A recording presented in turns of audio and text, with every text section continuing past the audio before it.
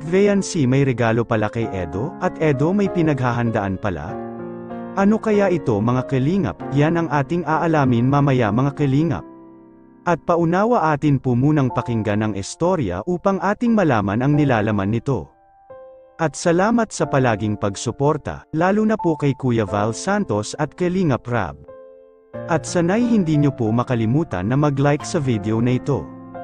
May sinabi po si Edo na ang kanilang pagpunta ng Hong Kong bagamat ay iilang araw lamang ito. Ngunit para sa kanya umano ay parang napakatagal na ito para sa kanya mga kalingap. Sinabi po ito ni Edo sa harapan mismo ni Veancy mga kalingap. At talagang ipinaramdam ni Edo kay Veancy ang kanyang nararamdaman at pagkasabik na makitang muli niya si Veancy. Bagamat hindi man sabihin ng diretsa ni Edo ang ibig niyang sabihin ngunit ay alam ng mga viewers kung ano ang ibig sabihin ni Edo nang sabihin ito sa harapan ni Veancy mga kalingap. At sa nakita din natin kay Veancy ay para talagang hindi siya mapakali kapag tinitingnan siya ni Edo ng diretsa at parang nagpapahiwatig din talaga na may pagtingin din ito kay Edo mga kalingap. At maski nga ang ating mga viewers ay talaga namang hindi rin nila maitatanggi na kinikilig din po talaga sila mga kalingap.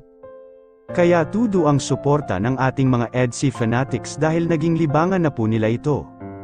At lalo na sa ating mga kababayang OFW mga kalingap. Kita naman natin nang pumunta ang Team Kalingap ng Hong Kong ay talagang pinatunayan ng ating mga kababayan doon na mahalaga para sa kanila ang Team Kalingap. Sa pangunguna ni Kuya Val Santos at Kalingap Rab, at ang suporta nila ay napakainit talaga, at may mga regalo pa ang ating mga supporters para kina Edo at Veancy mga kalingap, at sa ngayon ay natatanggap na po ito ni Veancy at kita naman natin na napakadami na po ang natatanggap ni Veancy galing sa mga supporters mga kalingap, at Edo hindi niya akalain na may regalo din pala si Veancy para sa kanya? Ano kaya ito mga kalingap? Makikita natin sa video. Happy birthday po Kuya Eds. Kuya Edo, may nag-request po sa akin na kantahan daw po kita. Ako'y tapat sa pag-ibig, sabihin mo. Saksi. Huwag ka mag-swing. Tibok ng puso. Diyan ka lang, huwag ka mag-swing.